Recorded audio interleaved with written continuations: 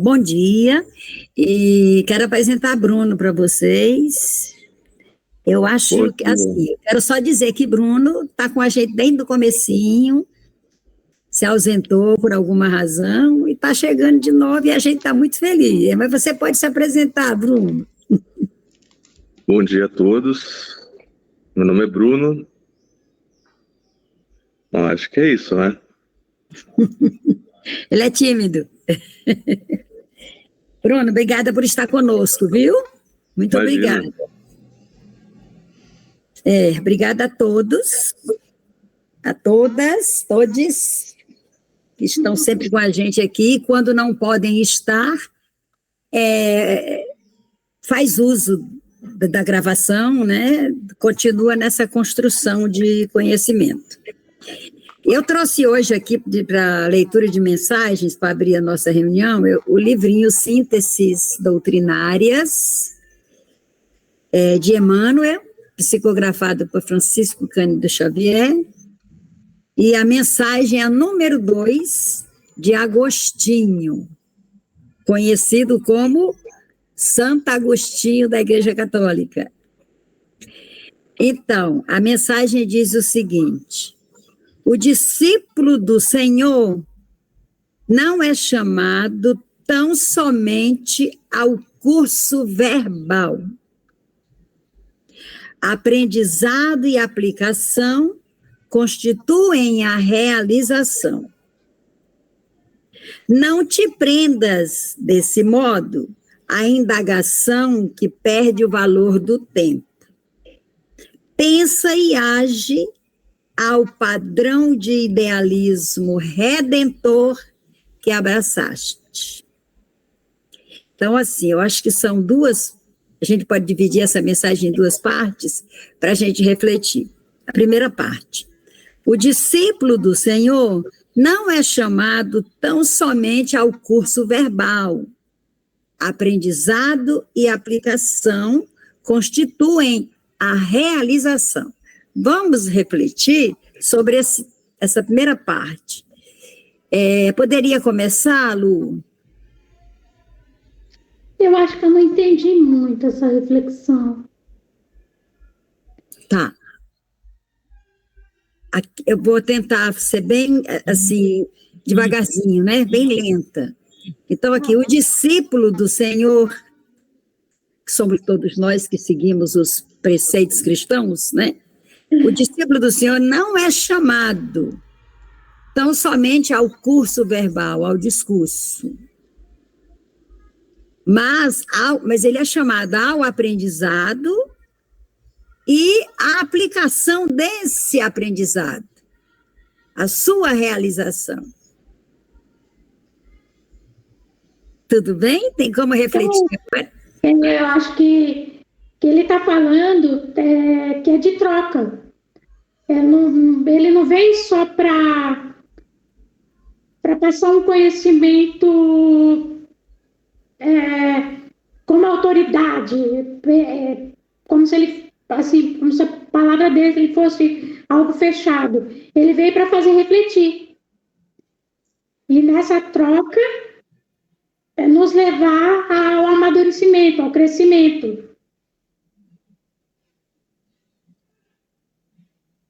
Sim. Acredito que tem a ver com isso. Tá ótimo. Obrigada, Lu. Sheila, como é que chegou para você essa primeira parte? Olha, ai, tá fechado. Tá sem som. Meu microfone, eu sempre vou esquecer, não tem jeito. Eu também esqueço. Eu me lembrei, na verdade. Bom, aqui, vamos pensar aqui com calma. Primeiro que eu tenho um carinho, a gente tem um carinho aqui no grupo muito grande por Agostinho, né? Pelo pensamento de Agostinho, e ele está sempre presente aqui, assim como André Luiz, assim como Spinoza, e a gente vai juntando.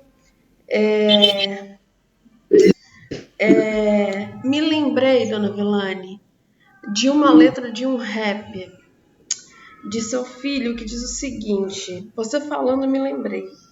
Tem uma parada no chama Tô Pra Ver. Eu quero aprender, eu quero saber, eu quero passar para depois desenvolver. E eu fico pensando um pouco se também não são passos desse chamado para além do verbal. Lembrando que aqui está se usando o verbal para falar de algo que vai dar para além do verbal. Então eu estou pensando, a gente enquanto espírita e a gente cultura hip hop, a gente está unido em comunidade. A gente não pode ficar no verbal. Porque se a gente ficar no verbal, a gente não tem experiência. E se a gente não tem experiência, a gente não tem contato com o outro. A gente não tem contato com o mundo. Então, essa música do Kleber, ela realmente me veio quando você estava lendo. O que eu acho muito importante, sabe? Esses saltos. Você saltar de Santo Agostinho para um rap muito maravilhoso, mas que trata dessa questão justamente do aprendizado. E não é à toa, né? Ele é um educador, então é essa questão. As culturas em que a gente vive, elas nos convocam à ação. A ação do Cristo não é uma ação à palavra. Ele usava a palavra, mas ele usava a palavra para convocar a ação. Para que a gente aprendesse e desenvolvesse e aplicasse. Então, assim, eu não quero saber para saber. Para que eu vou saber para saber? Ou para que eu vou saber para pregar para doutrinados, para aqueles que já estão convertidos? Eu quero desenvolver outras coisas em mim, eu quero passar para as outras pessoas para que elas tenham desenvolvimento. Eu acho muito pedagógico isso em Santo Agostinho. Assim, na cultura que o Santo Agostinho prega em torno do cristianismo, que é uma cultura nem sempre tão bem aceita pela Igreja Católica. Várias vezes ele já passou por processos de perder o título de santo. Então, assim, Agostinho o pensamento de Agostinho, ele é um pensamento implicado, totalmente implicado. E o verbal não dá conta de um pensamento implicado. Jesus, claro que ele precisava engajar as pessoas. E às vezes para engajar, a gente recorre ao verbal, porque é uma maneira de tecer a experiência para muitos, como na cultura hip hop. Pelo verbal você tece a experiência para muitos. Porém, é preciso ir além disso. É preciso ir além do verbal.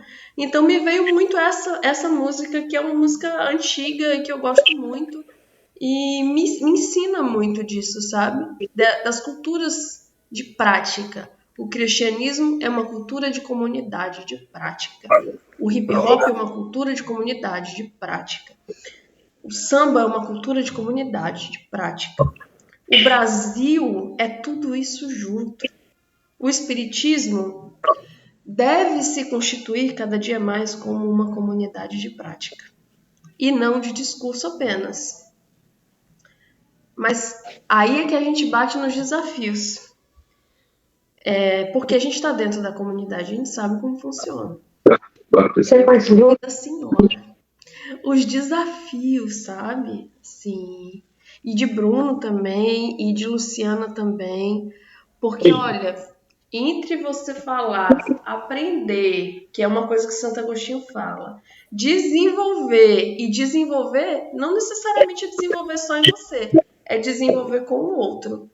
Eu tenho ali um salto. Como fazer esses saltos? Não sei. A gente vai aprender em comunidade. Né? Bruno, como é que chega para você essa primeira parte dessa reflexão? Bom, eu acho que cada fala é válida. Um trouxe um ponto, ressalvas, que complementou a fala do outro, e aqui a gente vê muito três pessoas com três experiências, então cada um vai trazer uma vivência diferente, baseada na própria interpretação. A Sheila falou muito da representação do rap, né? porque, querendo ou não, e a Luciana também trouxe um ponto muito importante, e eu acho que a gente não... Eu lembrei muito da questão da Bíblia, né, dos fariseus, né, quando Jesus falava muito, né, eles sempre pregavam, mas eles nunca praticavam o evangelho, realmente. E é a mesma coisa a gente, né, quando a gente quer, a gente fala, a gente sempre prega coisas que a gente fala para as outras pessoas, mas que na nossa prática do dia a dia a gente não está agindo de acordo com o que a gente está discursando para as pessoas ao nosso redor. Às vezes a gente fala muita coisa, mas a gente não está praticando a mesma coisa. A gente fala uma coisa e a gente não está sendo humilde de aprender com outras pessoas. A gente fala, por exemplo, até em palestras, às vezes você está ali dando uma aula, uma palestra para uma pessoa, e às vezes uma pessoa que ela tem menos vivência, mas às vezes ela tem um conhecimento diferente, e ela vai compartilhar com você, às vezes você não está apto ou aberto a ouvir essa pessoa, e por você achar que você tem mais conhecimento que ela. Ninguém tem mais conhecimento que ninguém. Eu acho que aqui todo mundo está aqui para uns, como a Sheila falou, uma troca. A gente tem que trocar conhecimento. Conhecimento nunca é demais. Uma pessoa, às vezes, que ela tem menos... Uma pessoa que ela não tem um diploma, não tem formação, mas às vezes ela tem uma vivência de mundo que a outra pessoa não tem. Então isso vai enriquecer a alma da outra pessoa, de alguma maneira. Exatamente. Bruna, aproveitando esse momentinho que você se expressou, vou pedir com você ainda. Eu vou ler a segunda parte da reflexão, gostaria que você fizesse um comentário. A segunda parte diz o seguinte: não te prendas desse modo à indagação que perde o valor do tempo. Pensa e age ao padrão de idealismo redentor que abraçaste. Eu vou pedir para você repetir. Repita. Não te prendas desse modo que, no sentido de que você acabou de falar, né? Que você aprende, que o jeito que a Sheila falou, aprender só para mim, não posso aprender só para mim. Eu tenho que aprender para mim, com o outro, para aplicar, né? Para realizar, para que a minha fala se aproxime da minha prática. E aí ele diz, não te prendas desse modo contrário, né? Não te prendas desse modo. A indagação que perde o valor do tempo. Eu entendo aqui, não te prendas a perguntas, né? Que não vão contribuir. É assim que eu estou entendendo, me corrijam. Depois ele diz, pensa e age ao padrão de idealismo redentor que abraçaste, ou seja, não te prendas a indagações ou a perguntas, não, é o teu foco, né? Teu foco qual é? É esse idealismo redentor, que é o seguir a Cristo, os ensinamentos de Cristo. É assim que eu estou entendendo. Sim, eu também consegui compreender dessa maneira. Bom, vou falar o que tá vindo aqui agora. Eu acho que uma pessoa que só discursa e não vem à prática, como eu falei agora, é uma pessoa que ela não tem uma vivência, é uma pessoa que ela só discursa, mas ela não pratica. A mesma coisa evangelho. Vilane, você vai ao lar para fazer o evangelho. Isso já não é isso já é uma prática, né? Você não discursa isso, você está fazendo isso. Então você está seguindo, querendo ou não, um idealismo redentor, porque você tem um objetivo central que é uma missão, um propósito. Então você segue esse propósito até o final. Mesma coisa uma pessoa que vai se desviar, né? Uma pessoa, ela pode se desviar, mas desde que ela tenha um objetivo, um foco. Se ela não tiver esse foco, ela sempre vai ter esses questionamentos, né? Então isso já também entra na questão da fé, né? Porque você faz questionamentos às vezes que não é relacionado à sua fé, mas às vezes é questões materiais, né? A gente é espíritos vivendo uma experiência humana, mas a gente tem que lembrar também que nós vivemos de pecado, então nós temos questões pessoais, a gente tem questões materiais, que isso também influencia tudo na nossa questão de espiritualidade, na nossa missão, o que, que a gente veio fazer aqui. Então isso acaba desfocando um pouco, né?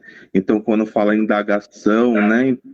Eu acho que isso também está um pouco relacionado.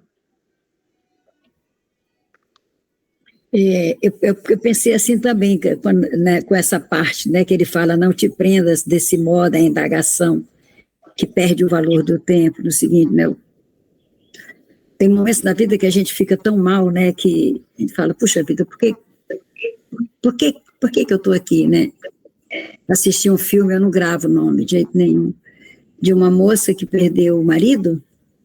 Ela era evangélica e porque perdeu o marido, ela se afastou da igreja e não queria saber de Deus de jeito nenhum e sempre indagava a Deus por que levou o marido dela. Por que levou meu marido?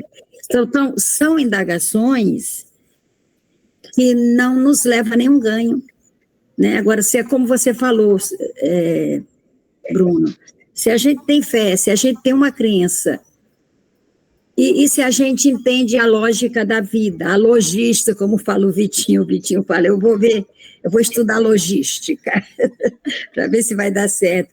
Porque assim, a gente nasceu, cresceu, envelheceu, ou não, vendo a morte. É uma experiência que a gente sabe que vai morrer, porque a gente vê que o outro morre. Então, a gente é da mesma espécie, a gente vai. Então, por que essas indagações? Porque levou fulano e não o outro? Porque, né?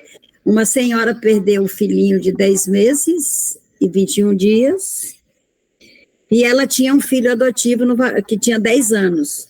Aí, quando ela viu o filho de 10 meses morto, ela perguntou a Deus por que não tinha levado o filho adotivo e por que levou o legítimo, levou o bebê, né? Então, são indagações que estão no vazio. Que não há uma resposta assim que eu possa te dar. E Deus, ele é imutável, ele criou dessa forma. E é dessa forma que a gente precisa passar por aqui, né? Nós somos passageiros, nós somos viajantes. Por isso, Sheila, a necessidade de coletivo, de viver em comunidade, para se ajudar mutuamente nessa caminhada, nessa viagem, que um dia todos vão voltar. Então, essas indagações são infrutíferas. Por que levou fulano? Por que levou Beltrano? Como foi o estudo da semana passada? Se fosse um homem de bem, se fosse um homem mau, não teria morrido, né? Morreu porque era um homem de bem. Então, a gente se perde nessas indagações desnecessárias, quando, na realidade, a gente deveria estar, se a gente tem fé, sofrer, chorar, espernear e esperar que o luto, e viver o nosso luto, mas sem essas indagações. Por que fulano? E também o plano reencarnatório, né? Os planos de Deus só cabe a Deus, né? A gente nunca vai saber realmente, né? São mistérios da vida, né? A gente só pode supor, né? Isso. Eu acho. Então, são indagações que a gente perde no tempo, né? Sheila, quer falar um pouquinho? Quero porque tudo parece ter girado em torno do tempo essa semana para mim, desde as leituras a leitura agora. E eu queria retomar um pouco o que o César comentou sobre o tempo em Santo Agostinho. Acho que ele comentou que em Santo Agostinho o tempo ele é espiritual. E ele tá ligado à memória, colando aqui, hein, gente. Memória, intenção e espera. Então, assim, essa perda de tempo é essa perda de vida espiritual, de ação espiritual, de fato. E quando a gente está falando de vida espiritual, a gente não está falando de coisas, de orações apenas. A gente está falando de ações engajadas pelo Espírito. Então, talvez seja essa perda de tempo, seja essa perda de vivência com o Espírito, assim. E fatalmente, e talvez assim, talvez eu esteja sendo um pouco radical. A semana não foi muito fácil, em termos de indagações, inclusive, aqui, então eu me sinto contemplada. E eu sei que indagações infrutíferas, elas te levam ao limbo. Vivo, você vivo vai para o limbo, porque você fica num círculo vivo de indagações que realmente te fazem andar em círculo. Você não consegue sair. E aí, espiritualmente, você perde tempo, você perde vivência, você se isola, você perde comunidade, você não desenvolve, você não passa para frente, você não faz conexão. E aí eu acho que você não vive a memória, você não vive a intenção e você não vive a espera. Porque a espera não é o contrário da perda de tempo. Tipo, o que ele está falando. A espera tem um motivo da espera. É uma compreensão do tempo espiritual. Então, ela tem um propósito. E você, enquanto espera, age. Você, enquanto espera, age espiritualmente, não apenas no verbal, mas nessas conexões de comunidade. Como a gente está fazendo aqui. Todos nós temos a nossa memória, todos nós temos as nossas intenções, todos nós temos a nossa espera, todos nós estamos vivendo todas as temporalidades juntas. Mas em prática, tentando colocar em prática. E, de fato, viver no limbo é insuportável. Assim, o tempo, ele vira uma coisa que eu não sei o que é. Mas é uma roda sem fim, horrível. Horrível, horrível, horrível. Enfim, mais cedo Dona Vilane estava contando de uma imagem e me lembrou de um sonho que talvez ilustre essa indagação sem fim. Por quê? Eu tive um sonho, eu não sei como explicar isso psicanaliticamente, nem pela psicologia, talvez pela espiritualidade vocês possam me ajudar. Eu tive um sonho que se repetia toda hora. Na mesma noite, eu acordava, dormia, tinha o mesmo sonho, e mesmo dormindo, ele reiniciava. Era o limbo. Eu estava numa escola, essa escola estava encharcada de água, e olha o aprendizado. Essa escola estava encharcada de água nas paredes, ela ia desabar, e eu andava por lá e via as pessoas na sala de aula, e eu perguntava por que elas estavam ali. Assim, e eu saía. Quando eu saía, eu encontrava uma pessoa que na época era um conhecido meu e me fazia uma pergunta que me fazia voltar para a escola. E eu voltava. E eu fiquei nesse sonho, ele retornava, até que eu cheguei à exaustão, acordei e chorei. Assim, eu não sei como encaixar essa reflexão, mas isso já me aconteceu 2 vezes, sobretudo quando eu estava às voltas com emoções muito represadas e tendo que ser muito contra a minha natureza. E tendo que, talvez, segurar o tempo de uma maneira que eu não concordasse. Que fosse contra o que eu aprendi. E eu tô colocando aqui como um desabafo, isso faz muitos anos, foi quando eu entrei no doutorado, foi muito, 2013. Então, assim, mas isso se repetiu uma vez também um pouco depois. Mas quando a gente vai contra a gente mesmo, a gente precisa despertar de alguma maneira.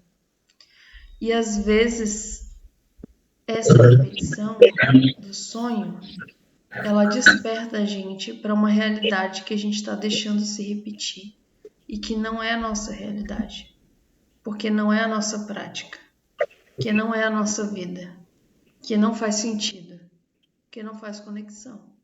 E a gente precisa acordar de alguma maneira. E às vezes o sonho é uma maneira de acordar. De alguma maneira. Nas 2 vezes que aconteceu, eu precisei acordar. Porque eu estava perdendo tempo. Eu estava perdendo vida. Eu vou pedir para... Conclua. Desculpa. Não, dona Vilane, desculpa eu ter me estendido. Porque... Não, porque eu vou pedir para, quando você concluir, pedir para mim? Para Luciana fazer um comentário sobre o que você falou. Eu quero comentar essa questão do sonho. O sonho recorrente, ele sempre quer passar uma mensagem. Eu falo do ponto de vista psicológico. Eu, durante muitos anos, e até hoje isso acontece, eu sonho que eu estou numa estrada, e geralmente é à noite, e eu vou por essa estrada, só que eu não sei onde é a minha casa, geralmente eu estou sozinha, e eu sinto muito medo, porque à noite é escuro, e é um lugar desconhecido. E aí eu vou indo, e a estrada, ela às vezes me leva a algum lugar, a algum bairro, que eu tento conhecer, mas eu não conheço, e aquilo me causa uma angústia muito grande dentro de mim. E aí, às vezes eu sou perseguida, mas quem está me perseguindo nunca me alcança. Isso que é interessante. Eu sofro perseguição no sonho, mas essa coisa que me persegue, ela não alcança, porque quando chega perto eu acordo sobressaltada. Aí eu fui fazer análise. E nessa análise eu entendi que esse é um sentimento que eu tenho de desamparo. Até pela questão da minha deficiência também, de me sentir perdida, e esse medo que eu tenho, que muitas vezes eu senti da vida, de ter que dar conta da minha vida, mas saber que eu não tenho com quem contar, assim, lógico, né, gente? Também não vamos levar o pé da letra, mas do ponto de vista de sustento, de ter que dar conta das minhas contas, de ter que dar conta das minhas coisas, eu sou sozinha. E eu tenho outras pessoas que ainda dependem de mim, que eu ajudo, e que eu sempre ajudei. Então, isso me causou, durante muitos anos, essa sensação de desamparo. Então, isso se manifestou em sonho durante muitos anos. E até hoje acontece, mesmo eu sabendo a casa. Então, geralmente, o sonho ele tem uma fonte psicológica, nem sempre é espiritual. E, assim, é sempre a busca de um sentido, né? Exatamente. É a busca de um sentido, né? Porque quando você caminha sozinha, do ponto de vista espiritual, você não lembra de quem estava contigo. Não. Você não lembra. A sensação, de repente você, olha, eu tenho um irmão que faleceu faz muitos anos. Ele é meu meio-irmão. Tá certo. Ele era uma pessoa muito desconectada de tudo e de todos. Era ele estava tudo certo, era ele. Nunca se preocupou em ajudar ninguém, nunca se preocupou em fazer nada por ninguém, né? Então, era uma pessoa que não estava nem aí para ninguém. Ele desencarnou, passou um tempo, muito tempo, eu sonhei com ele, que eu estava lá ele estava num lugar que não tinha casas construídas. Ele tinha um cantinho, assim como se ele fosse um mendigo. Certo. Tanto dele ficar, as coisas dele ali. Interessante que tinha uma mesa que tinha o meu livro Memórias de Maria. Isso foi bem recente, depois da publicação do meu livro. Aí eu dizia, o que é que meu livro está fazendo aqui? Ele dizia, eu estou lendo. Uhum. E o meu filho Cleito, o primeiro filho meu, estava também lá. Debaixo de um chuveiro, ele me chamava para também tomar uma chuveirada. E isso tudo no relento. No relento. E aí eu conversava com ele, eu lembro do conteúdo, né, que não interessa eu falar aqui, mas eu lembro da coisa. E depois eu dizia, chamava o Cleito, bora Cleito, vamos embora.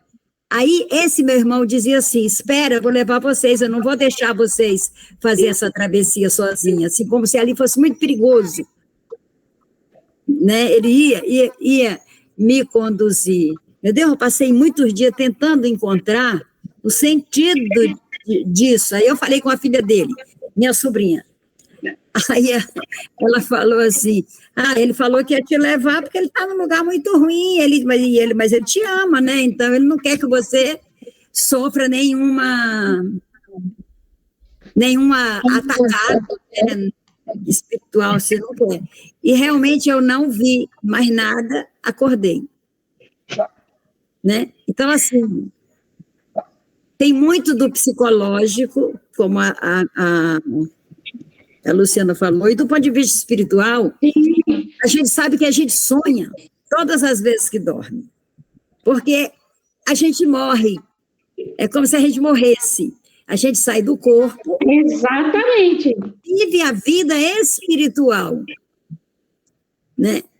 E aí, quando a gente acorda, lógico, está voltando para a vida material. E aí, Luciana, a sensação que eu tenho, que você não estava só, que eu não estava só com meu filho, devia ter mais pessoas ali promovendo esse encontro. Houve uma comissão para que eu fosse lá, entendeste? Agora, interessante o sonho da Sheila, porque ela está numa escola. E a escola significa o quê, gente, para nós, que somos educadores? Significa algo muito importante e que está encharcado, né? Está cheio de água. Então, assim, a necessidade de proteger aquelas crianças, o que pode acontecer é que Sheila foi, como é que fala? Desdobrou-se, né, por meio do sonho, visitou um local que ela não lembra o que ela fez, porque devia ter muito mais pessoas contigo, ajudando um grupo de pessoas num determinado lugar. Né? Por que elas permanecem ali? Porque elas precisam de ajuda, e você está ali para isso, para ajudar. Só que você não está só. Só que assim, não guarda a memória. Né? Mas a gente quer o sentido, que na realidade o texto que eu li para vocês, não era esse que eu queria ler, é esse aqui, que diz o seguinte, olha, o sentido da vida é a própria vida. E o motivo principal para estar na vida é ser seta, que aponta o sentido da vida. Para quem caminha em busca do sentido, esse horizonte que se apresenta tão distante. Caminhada da Luciana, uma estrada sem fim, ela está numa busca, só que ela acorda, ela não lembra.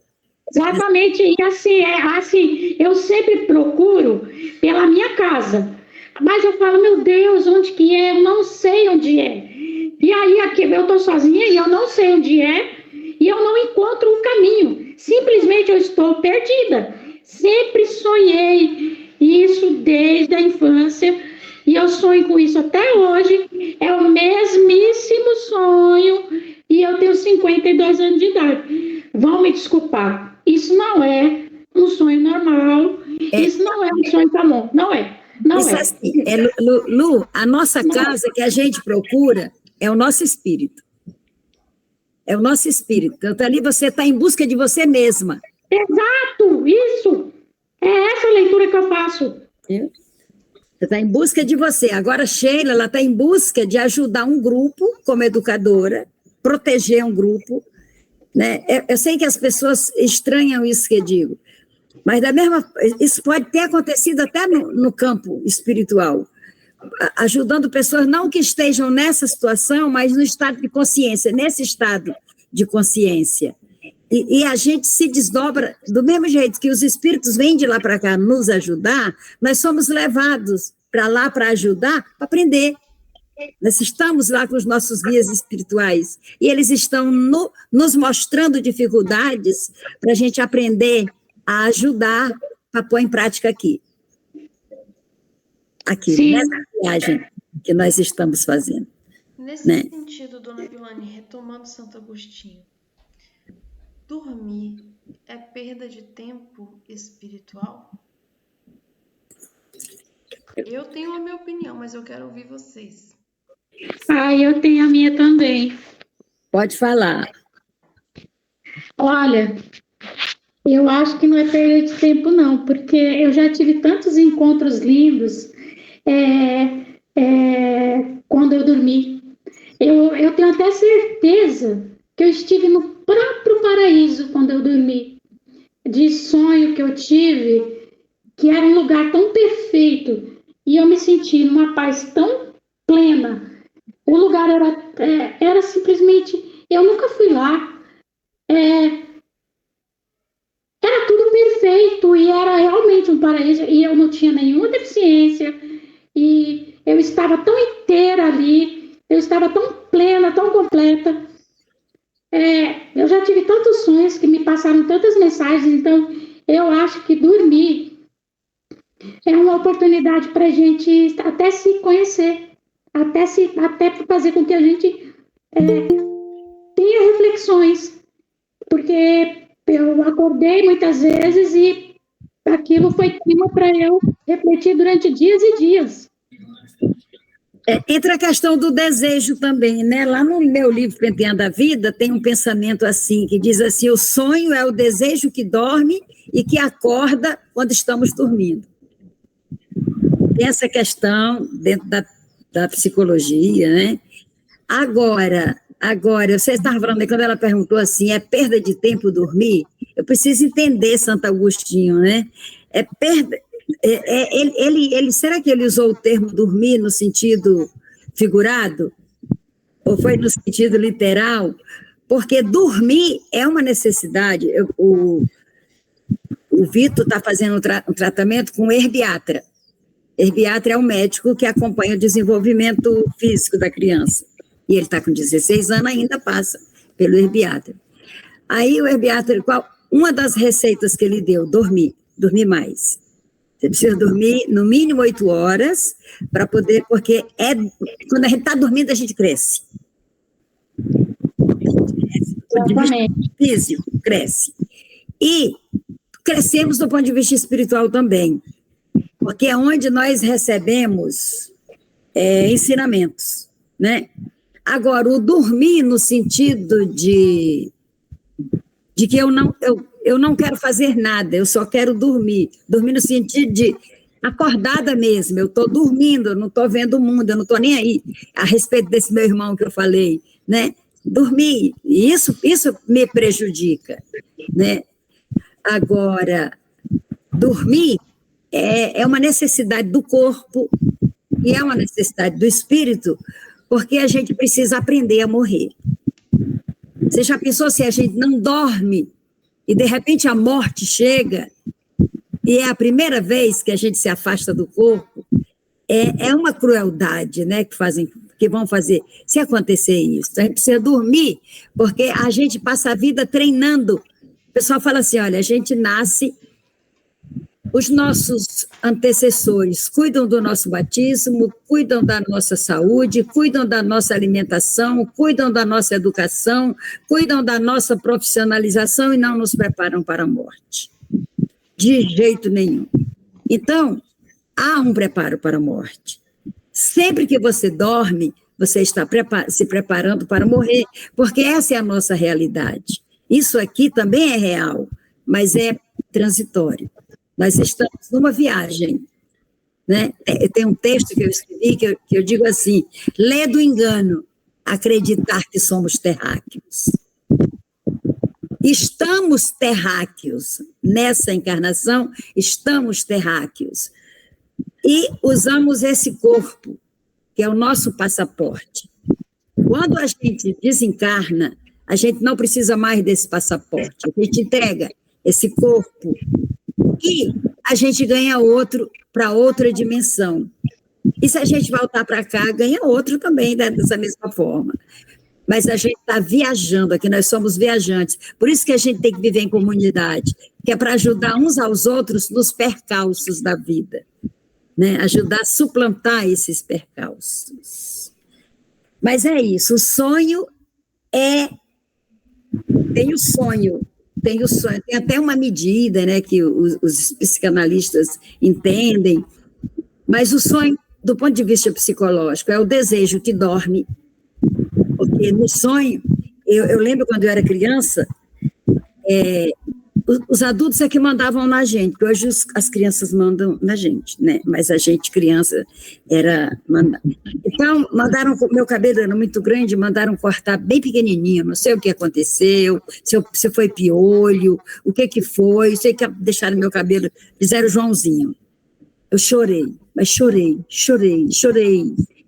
E sonhei, dormi de tanto chorar e sonhei com um cabelo lindo que ia até os pés. Desejo que dorme e acorda quando estamos dormindo, né? Do ponto de vista, existem sonhos, do ponto de vista espiritual, que eles existem sempre, a gente é que não lembra, mas é com objetivo, é para a gente, em primeiro lugar, aprender a morrer. Segundo, aprender a servir. E como a gente aprende lá para pôr em prática aqui? Ou vocês acham que o Papai do Céu bota a gente para estagiar aqui e deixa a gente desamparado, ele chama, olha, vai aqui, olha, isso você fez errado lá, vai lá e conserta. Eles vêm, a gente vai para lá, ou eles vêm para cá, nos assistir para a gente fazer as coisas certas. Maravilha, rendeu essa mensagem que Agostinho, eu adoro Agostinho. Gente, para Bruno, que está chegando hoje, a gente está estudando esse livro, o que é o Espiritismo, que traz uma biografia de Kardec muito bem trabalhada. Alguém caiu, Luciana. E a gente está estudando a biografia de Kardec. A gente está lendo, comentando, tá bom?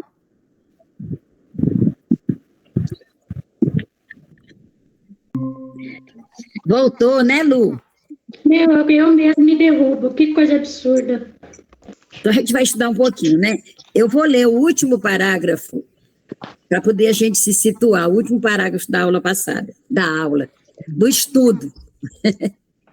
Então, disso-se é lapso, né? Aquela coisa do professor, né? Então, estamos nos referindo a Allan Kardec.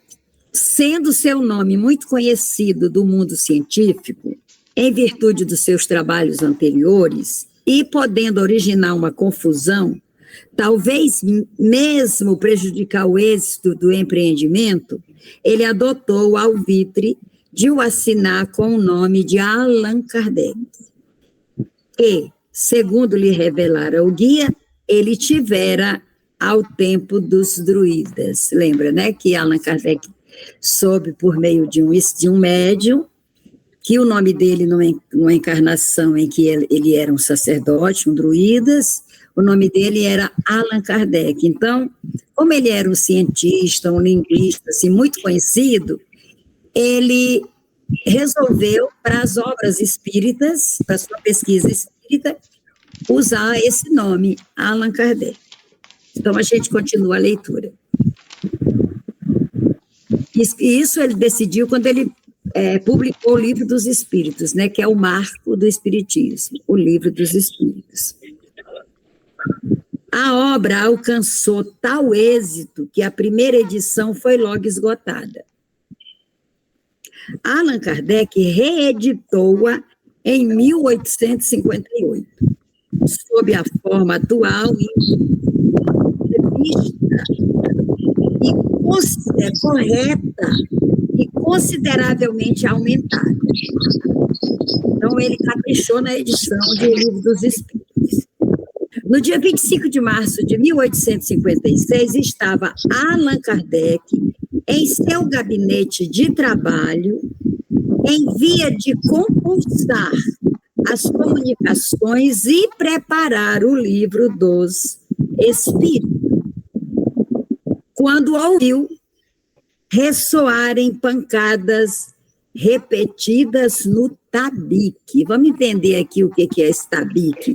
Tabique é uma parede frágil para separar, tipo biombos, né? Para separar compartimentos. Mas o tabique é algo muito, muito frágil, né? Voltando. No dia 25 de março de 1856, estava Allan Kardec em seu gabinete de trabalho, em via de compulsar as comunicações e preparar o Livro dos Espíritos, quando ouviu ressoarem pancadas repetidas no tabique.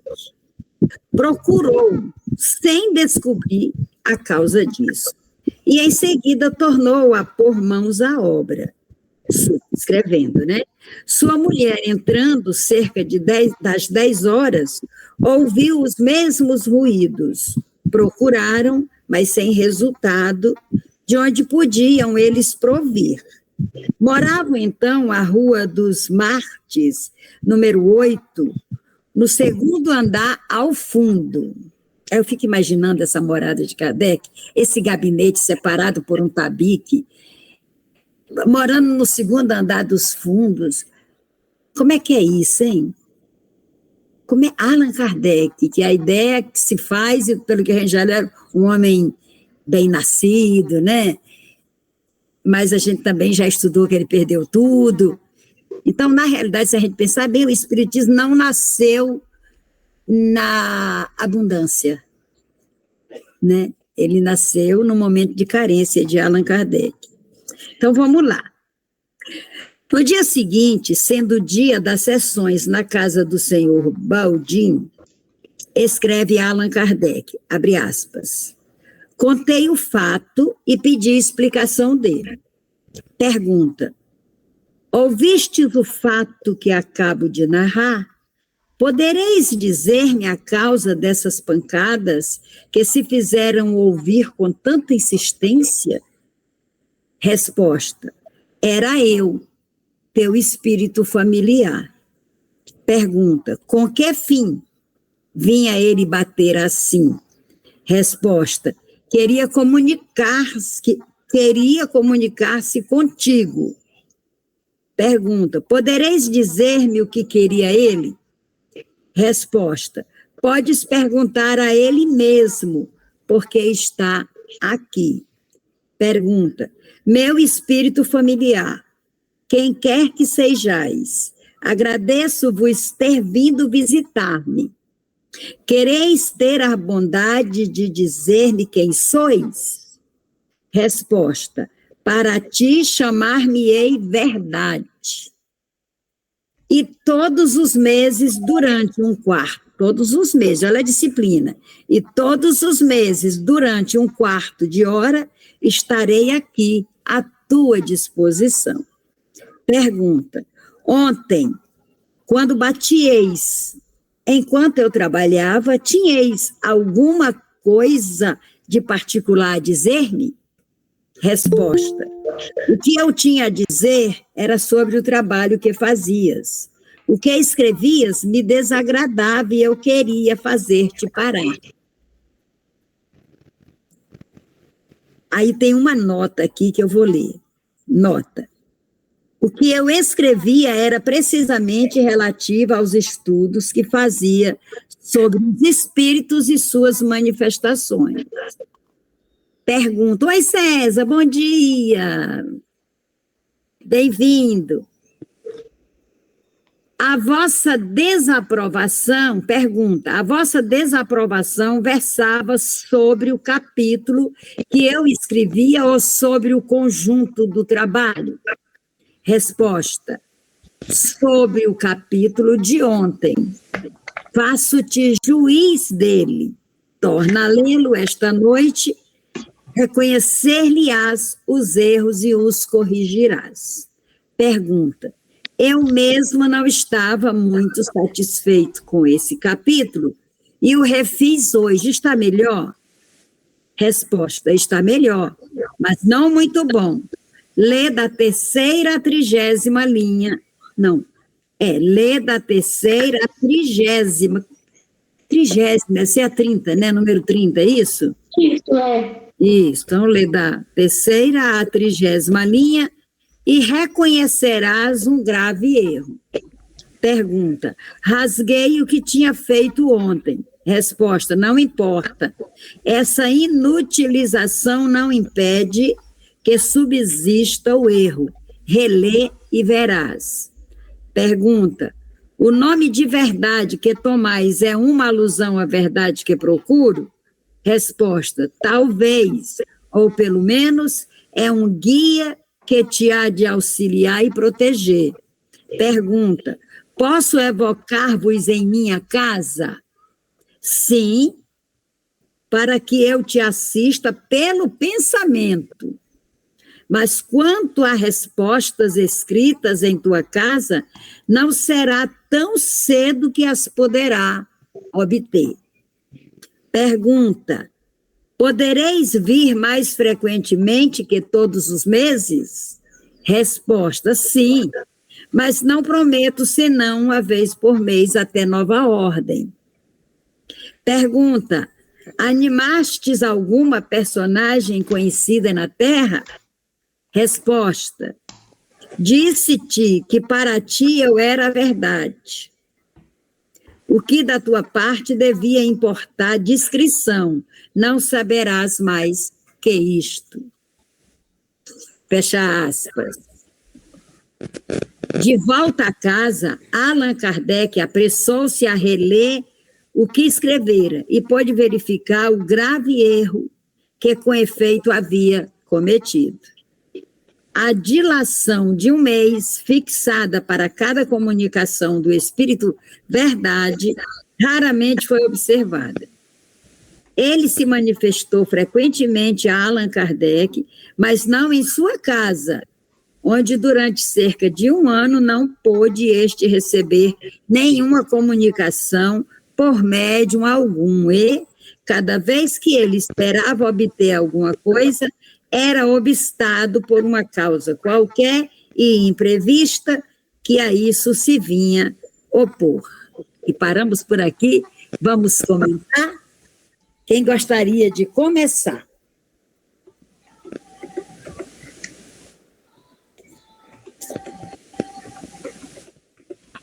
Eu gostaria então, já falo um bocado. Ai, gente, vocês são maravilhosos, assim, eu gosto muito desse espaço. Queria chamar a atenção para algumas coisas ao longo dessas. Eu achei muito bonita esse diálogo, eu achei muito instrutivo. E eu fiquei pensando, dentro dessa morada de Kardec, dentro desse tempo em que ele já estava escrevendo a codificação, como a espiritualidade se apresenta a ele e se comunica com ele de um jeito que ele compreende.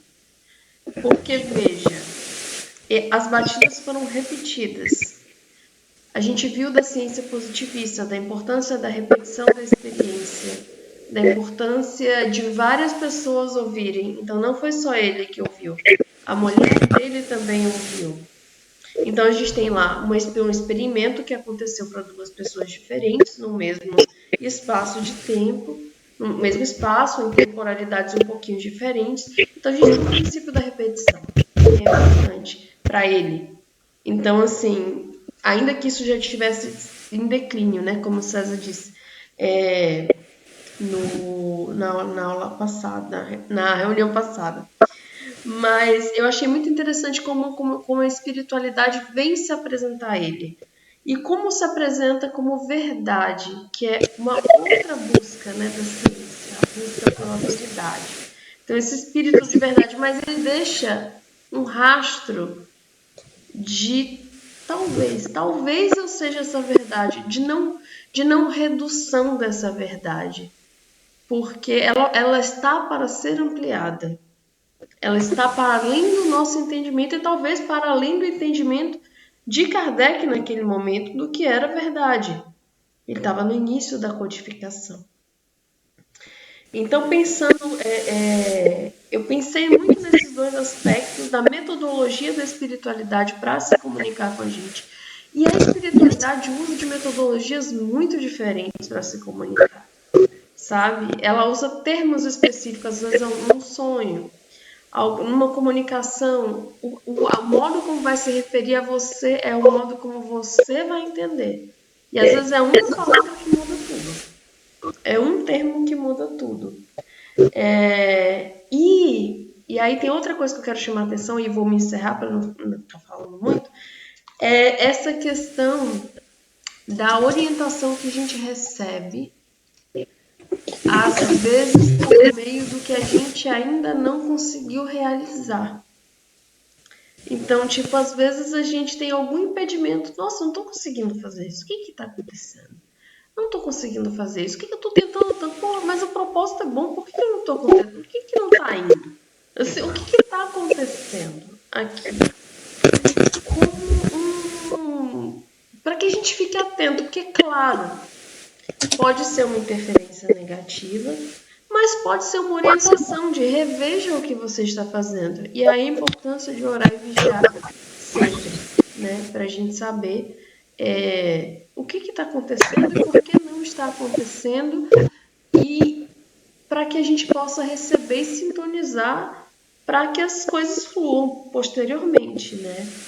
Como diz no texto, rever da 3ª à 30ª linha. Talvez a gente tenha que rever nas nossas ações da 3ª à 30ª linha, porque pode ter alguma coisa errada ali que não vale a pena, sabe assim? Mas eu queria isso transversalizando, usando como metáfora. Rever da 3ª à 30ª linha todas as ações da nossa vida em todos os momentos que a gente tenta se engajar em algo e que por qualquer motivo isso tem impedimentos. Nem sempre são de espíritos inferiores ou perturbados. Não, às vezes é uma orientação mesmo. E é isso, é vigiar e entender que nossa percepção é falha. Mas eu gostaria só de trazer esses 3 pontos.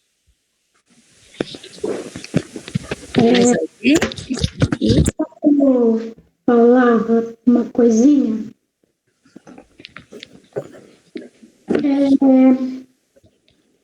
Então, por essa leitura, será que muitas vezes o fato de a gente tentar um caminho inúmeras vezes e não conseguir pode significar uma orientação de que talvez esse não seja o nosso caminho? O que você acha, Wanda, dessa pergunta da Luciana? Tá mudo. Microfone.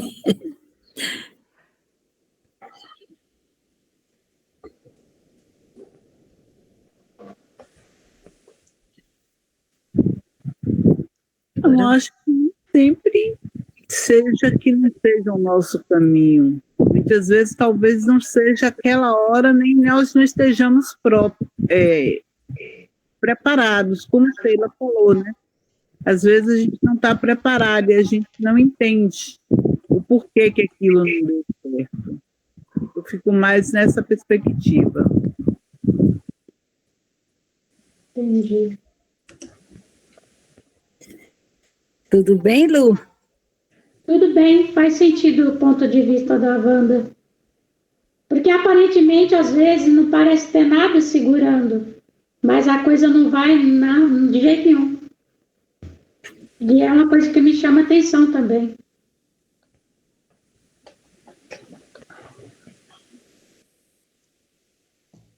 Quer falar um pouquinho, Bruno?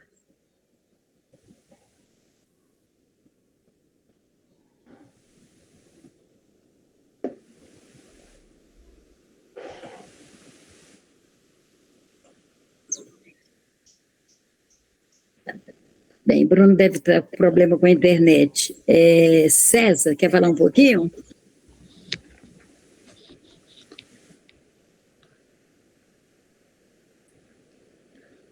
Eu acabei de entrar, não acompanhei o início.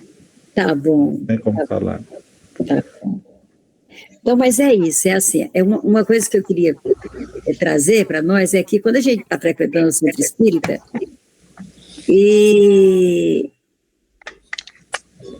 nós somos orientados pelos centros espíritas para não permitir comunicação em casa. Tem alguns centros que orientam para a gente, na hora do evangelho no lar, só orar pela casa, pelas pessoas da casa. Assisti uma palestra, uma pessoa perguntou assim, eu posso rezar pela minha irmã que está no Japão, no evangelho no lar? Não, não pode. Evangelho no lar já está dizendo, é para quem mora no lar. E aí, se você chegar lá no centro espírita e disser, eu recebi o meu mentor, ele me orientou isso, foi em casa, não pode, não é o seu mentor, é um obsessor, cuidado, não pode. Aí, Luciana, como é que era lá nos antigos romanos a questão de que cada casa tinha o seu próprio altar? Quem quer falar um pouquinho sobre isso? Só provoquei. Então, realmente tinha essa tradição mesmo de ter um altar nos lares. Tipo uma espécie de templo, sabe? De oração. Para a família. Uma coisa privada dos membros da casa. Agora, eu não sei dizer a origem dessa tradição. Sheila, seria possível criar alguma coisa pelo nosso canal, que quando a gente tem uma dúvida, se alguém assistir, puder nos ajudar e escrever, sei lá, explicar. Tem, gente. Seria possível? Tem sim. A gente pode pedir mesmo aqui, galera, gente. Se vocês souberem, escreve no comentário aqui embaixo para ajudar a gente. E aí a gente retoma no próximo. Isso. Qual é a tradição desses templos dentro de casa? Em que momento isso se perdeu? Porque as crenças foram sendo institucionalizadas, né? Quem gostaria de falar, gente?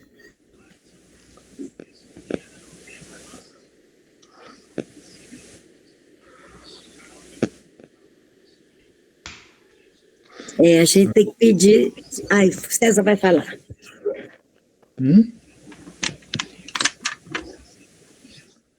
Não vou falar nada, não. Não? Não. Pois é, vou deixar aqui no ar a dúvida, a gente pode ou não pode, no Evangelho no Lar, orar por outras pessoas, e se não pode, por quê? Por que não pode? Pode ou não pode se comunicar com o seu mentor espiritual? Se não puder, por que não pode? A gente está pedindo ajuda. Né? É um grupo de estudo, não é um grupo de pessoas que estão ensinando, não. São pessoas que estão buscando conhecimento, estão construindo juntas. E toda a participação é válida. Né? Oi, gente. Eu acho que quando não se pode pedir pelo próximo, já, na minha opinião, já caracteriza uma falta de caridade. Um contrassenso ao ensinamento de Jesus. Porque Jesus não disse, orai pelo seu próximo de casa, mas o seu próximo é aquele que no momento está precisando, que muitas vezes não precisa estar fisicamente junto a você, Então, eu aprendi com a minha avó e com o grupo que eu participava na Federação Espírita, de que nós podíamos pedir, entendeu? Nós podíamos pedir por todos, inclusive pelos desencarnados, principalmente por aqueles que não têm que nos façam uma prece, que muitas vezes recebem as vibrações, não precisam estar presentes para receber as vibrações de amor, porque elas são emanadas, elas são energias, elas perpassam uma parede. O espírito não precisa de uma porta aberta para ele entrar, como não precisa de uma porta fechada para ele sair. Não, então eu acredito que a negação da prece pelas outras pessoas é uma negação da caridade que Jesus nos ensinou. Eu acho que o que eu aprendi foi que nós nos reuníssemos, pedíssemos por nós, pedíssemos o fortalecimento daquele momento de oração, para que esse momento pudesse se unir a outros que naquele instante estavam vibrando e que nós pudéssemos formar uma corrente de luz, de paz, de oração, para que a gente pudesse atingir aos necessitados, não necessariamente a nós necessitados, entendeu? Essa foi sempre o meu modo. Eu tenho 30 e poucos anos que eu rezo o Evangelho no lar. E me foi passado assim, entendeu? Tem 31 anos. Então é assim que eu faço. Não sei se é correto, porque depois muita coisa mudou. Quando eu comecei a frequentar o espiritismo, o kardecismo, nós não tínhamos esses cursos que hoje tem, né? Que hoje, para se participar de uma determinada coisa, você precisa fazer um curso de 1 ano. Não. Na época que eu comecei a frequentar, nós tínhamos que ter vontade de conhecer a doutrina, mas uma vontade ainda maior de ajudar, de doar. Por isso que eu até hoje faço e peço por todos.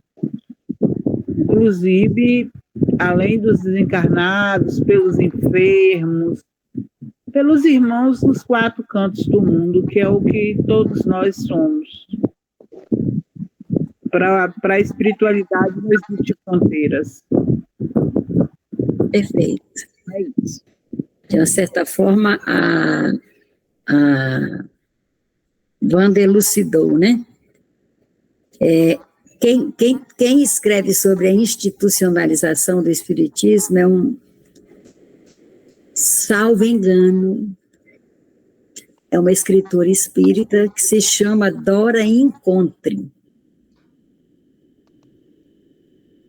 Eu li alguma coisa dela, não me lembro o nome do livro, mas que ela falava sobre a institucionalização da doutrina.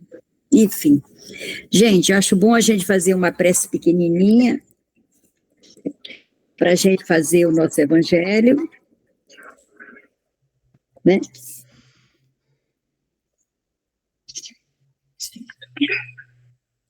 Quem gostaria de fazer a prece pequenininha?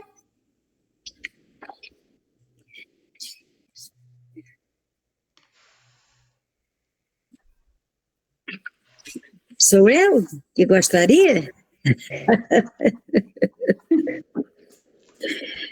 Então, olha, Papai do Céu, nós estamos aqui reunidos na tua presença, porque o Senhor disse lá atrás, né, que onde houvessem 2 ou mais pessoas reunidas em teu nome, tu estarias no meio delas. Então, o Senhor está aqui, e juntamente com o Senhor, nós agradecemos ao Deus dos universos pela permissão e agradecemos a assistência dos anjos de Jesus, dos benfeitores do mundo maior, dos mestres ascensionados, dos espíritos guias e anjos guardiães de todos nós, para que nós possamos ler e compreender os evangelhos do Cristo.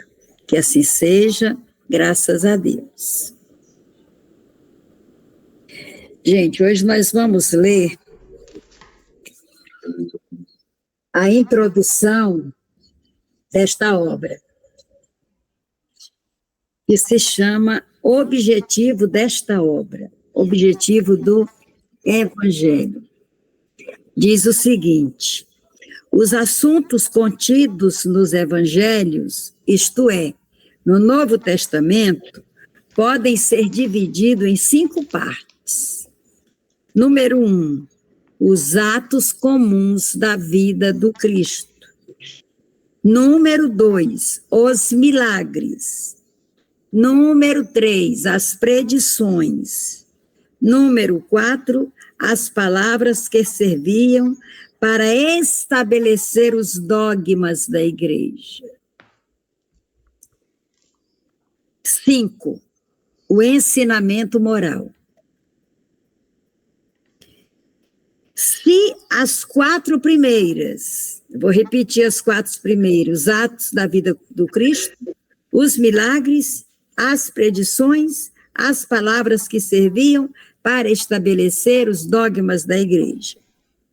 Se as 4 partes têm sido objeto de discussões, o ensinamento moral, que eu gostaria que a gente anotasse aí, sobre esse ensinamento moral, para depois a gente conversar.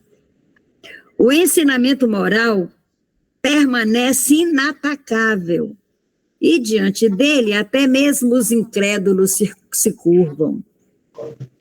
Ele é o terreno onde todas as religiões podem se encontrar, e a bandeira sobre a qual todos podem se abrigar, sejam quais forem suas crenças. O ensinamento moral nunca foi motivo de disputas religiosas, como acontece com as questões de dogma. E aí vem uma nota explicando o que é um dogma. Diz o seguinte: dogma é uma verdade indiscutível que as religiões impõem para acomodar e justificar certos pontos de sua crença, na qual a fé se sobrepõe à razão.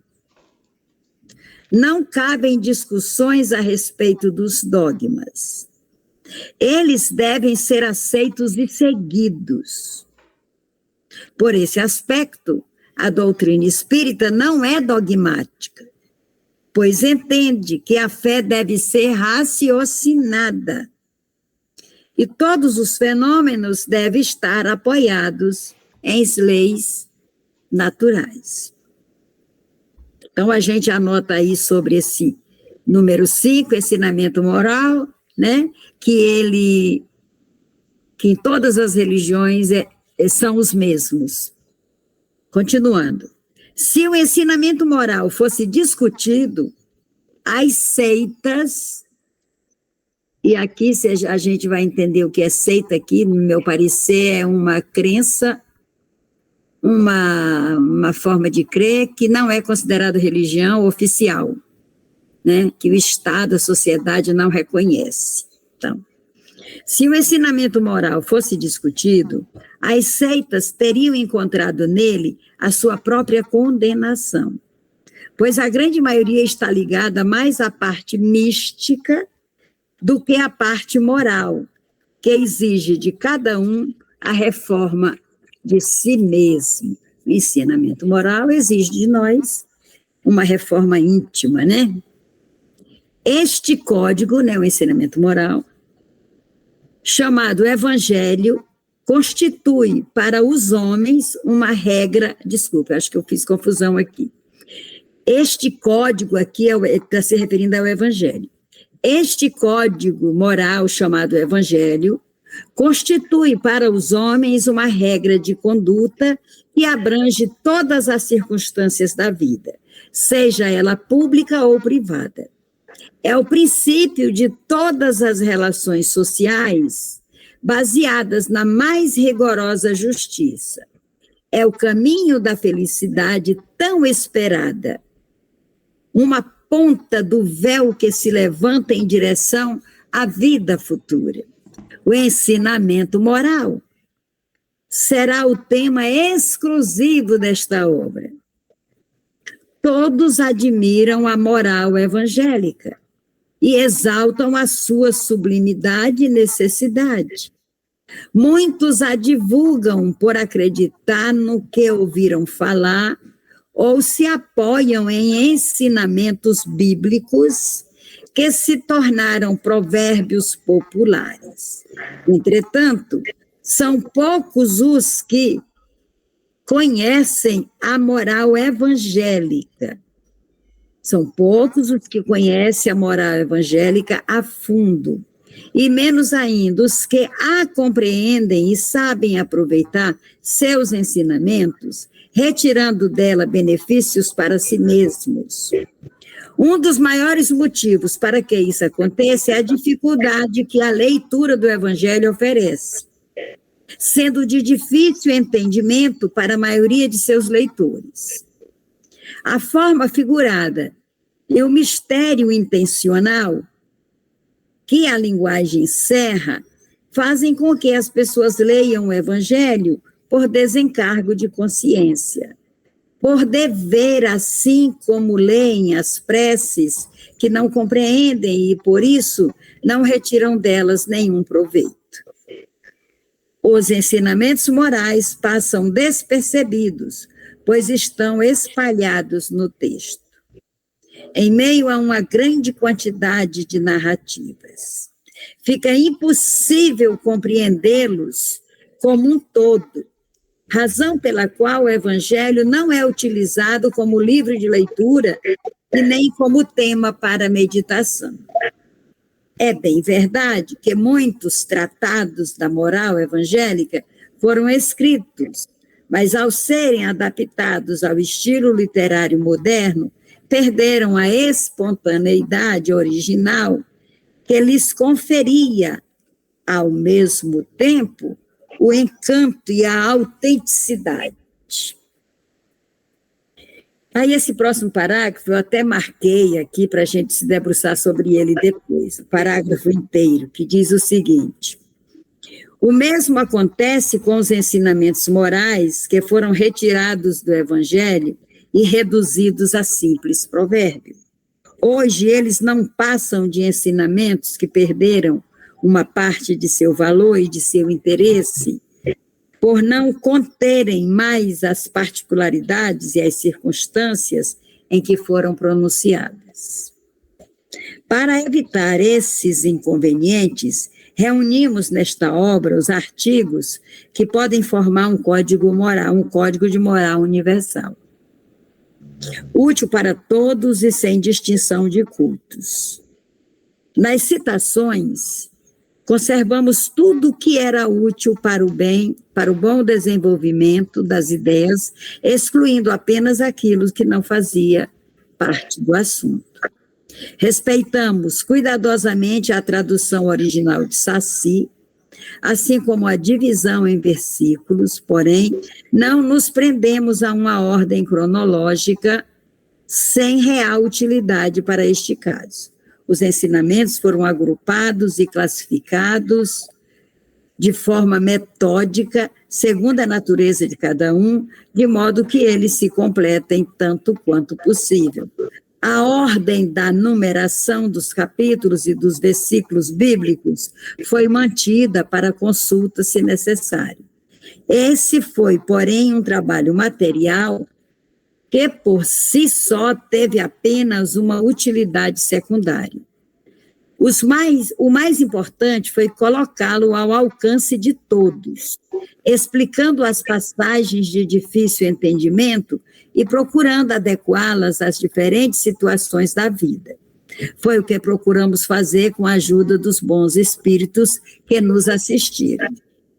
Muitas passagens do Evangelho, da Bíblia e dos autores sagrados em geral não são entendidas.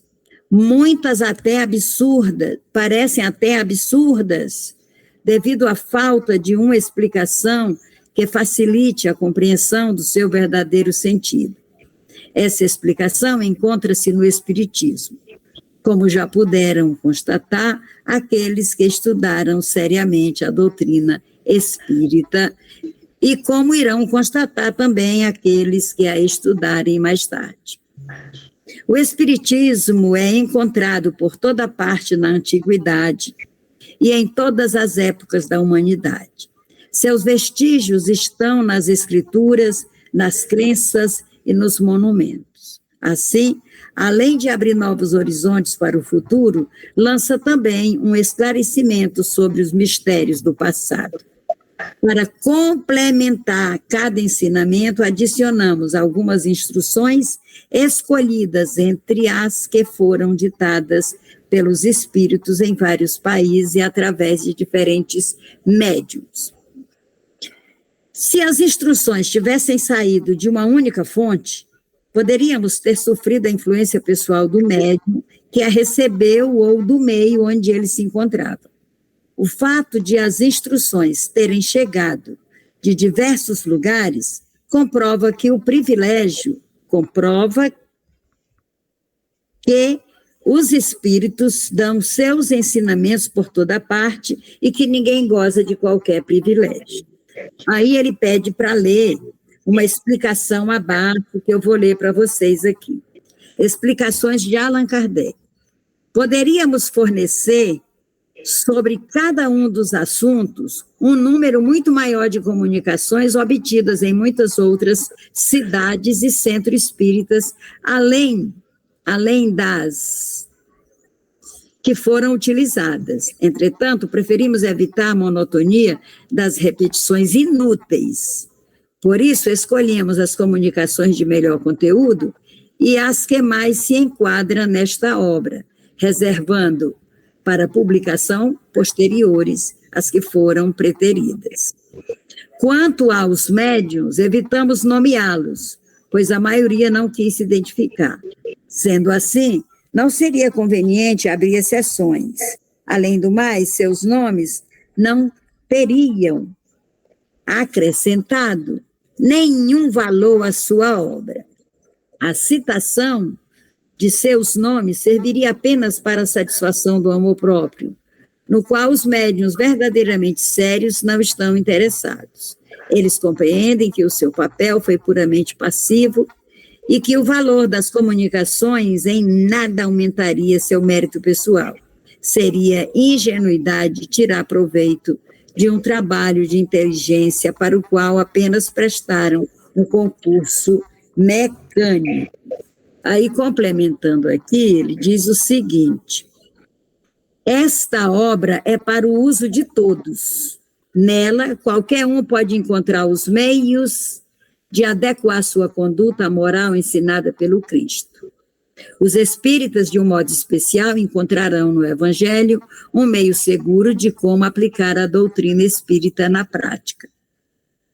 De hoje em diante, a lei evangélica ensinada pelos próprios espíritos e a todas as nações não será mais algo sem valor, pois os espíritos estarão sempre em contato com os homens, através das constantes comunicações que se estabelecerão entre eles. Todos irão compreendê-la e serão incessantemente solicitados a praticá-la e aconselhados por seus guias espirituais. Essas próximas linhas também eu circulei, que achei interessante.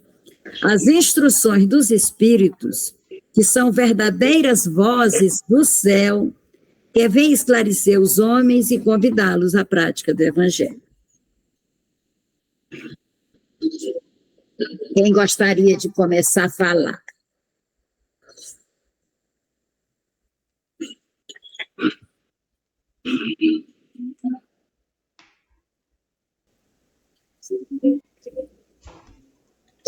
Dona Vilane, eu me lembrei de uma coisa que não tem a ver com o evangelho, não. Eu chego no evangelho já. Mas é uma provocação que a senhora fez, que talvez a gente possa pensar aqui. E tem a ver um pouquinho com o evangélico. No início, você falou dos altares em casa, né?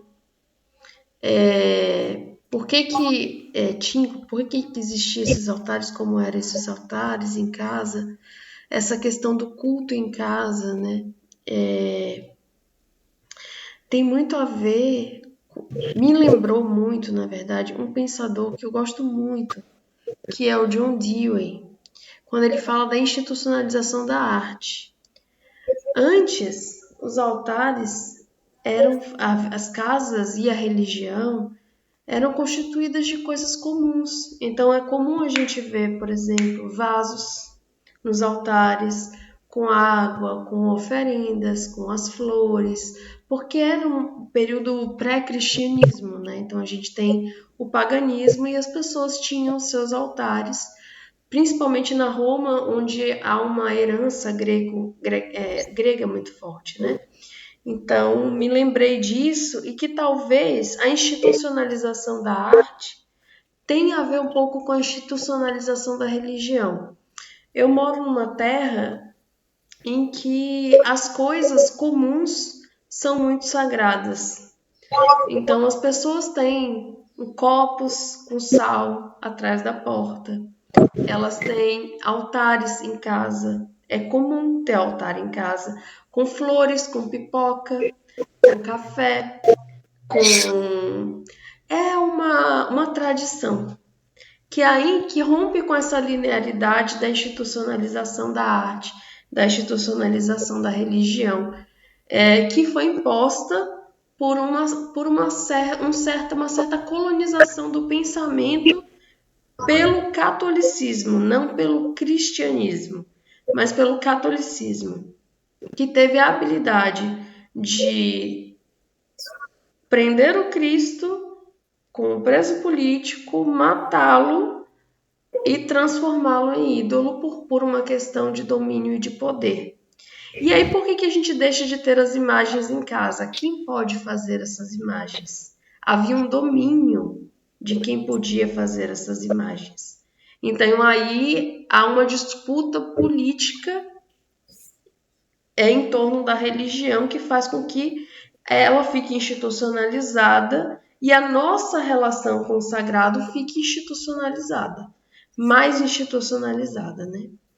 E isso a gente vê também no espiritismo, como a senhora comentou, sobre não poder pedir isso sobre pessoas que não sejam da casa, por exemplo.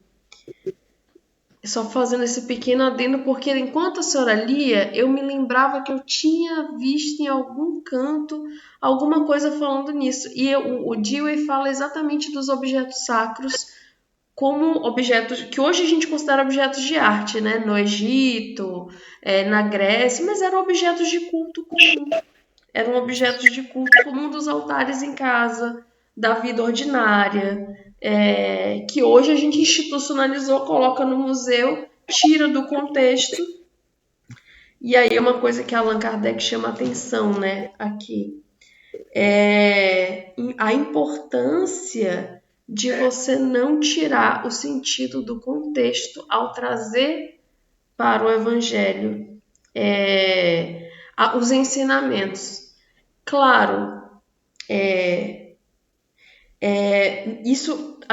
claro que um conselho é sempre uma transmissão de experiência interessante, mas quando ele é destituído de sua raiz histórica, a gente perde muito, porque a gente perde a comunidade que o constituiu.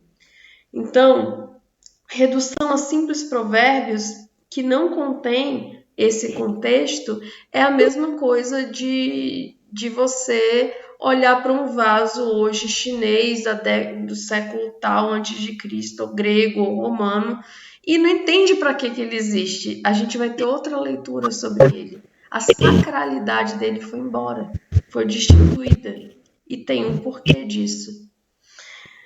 E aí a moral universal dele é destituída. Então, o provérbio como vaso ele não pode ter a sua moral destituída. Essa importância do Kardec de preservar eu acho muito bonito. Mas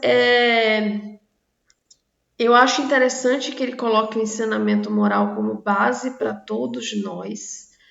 Todos nós, eu estou colocando todo mundo, todas as comunidades. A gente viu na leitura de Santo Agostinho o quão é importante, o quanto nos une a prática a partir da comunidade. E ele não estava falando da comunidade espírita, ele estava falando da comunidade cristã. E aí tem ramificações, mas a gente pode trazer e transversalizar para muitas comunidades. E fiquei pensando, e aí vou provocar, que ele fala assim, falando das religiões pagãs, talvez, se os ensinamentos morais fossem considerados, condenariam essas práticas, porque elas reverenciam mais o místico do que o moral. E aí eu vou no vamos, mas venhamos, entendeu? Assim, venhamos, mas convenhamos. Talvez, assim como todo evangelho no lar, a gente pode fazer ele de maneira mecânica, ou a gente pode fazer uma prática de uma oferenda de uma maneira que a reforma íntima é necessária. Porque se você entrega uma oferenda com o coração impuro, ela não vai chegar. Ela não alcança a espiritualidade. Então é necessária essa reforma moral. E aí eu acho que o espiritismo é muito importante por reforçar a reforma moral. Mas não é simplesmente nas religiões, só reforçando que isso não é simplesmente nas religiões que tem esse misticismo, o que ele chama de misticismo, que é essa, talvez, necessidade das questões naturais para trabalhar com a manipulação das energias.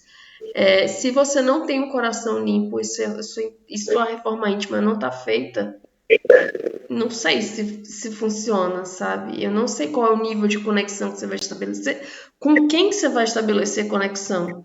Porque às vezes você está fazendo obrigação para alguém, mas na verdade você está conectado com outra pessoa. E aí você tem que estar vigilante, muito vigilante. Então, pensar um pouco isso, assim, a importância desse ensinamento moral eu acho fundamental. Mais alguém quer falar? Quando fala ensinamento moral, qual que é o verdadeiro sentido dessa palavra? Por que entra em pauta essa questão da moralidade? Quem gostaria de dialogar com a Luciana?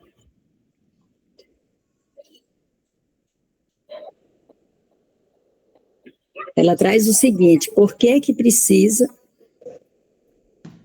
dessa moral? Por quê, né? Que abarca essa moral? O que é esse ensinamento moral, né? Exato. Que segundo a introdução do livro do Evangelho,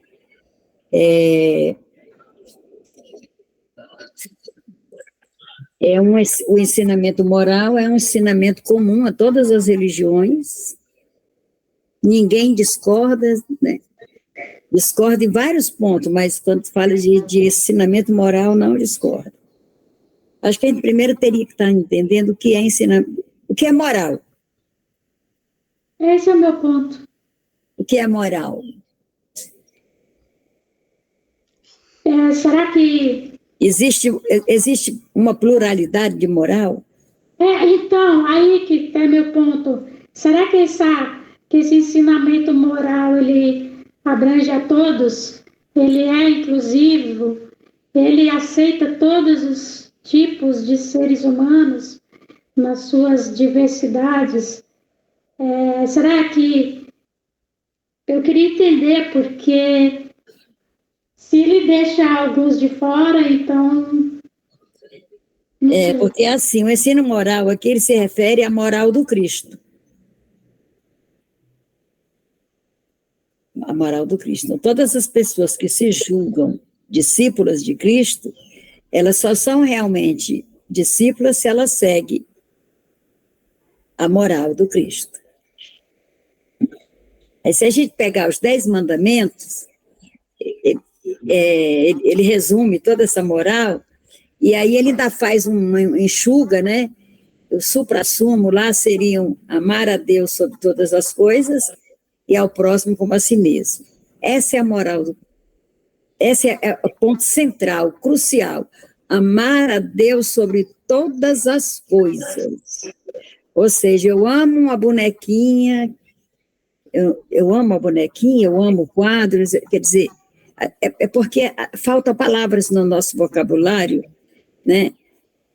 Porque assim, eu gosto, eu admiro. Agora, eu amo tanto Cristo que eu só faço o que Ele manda. Que não, eu estou falando mas eu não sou assim não, viu? Eu no sentido de que a moral do Cristo deveria ser assim, né? Eu amo tanto, eu sou uma seguidora, né? Fazer uma brincadeira aqui, não sou seguidora que vai lá, curte e vai embora, nem sabe. Aí curte tanta coisa, depois fala, mas foi que eu curti mesmo, né? Então, assim, eu sigo tanto, eu amo tanto o Cristo, que nos momentos difíceis que eu fico indecisa, eu me recolho para meditar. E a pergunta que eu faço ao Cristo, a pergunta que eu faço para mim mesma é a seguinte: se fosse com Cristo, como ele agiria? E aí eu, dentro das minhas limitações, agir dentro da moral cristã, dessa ética cristã, né?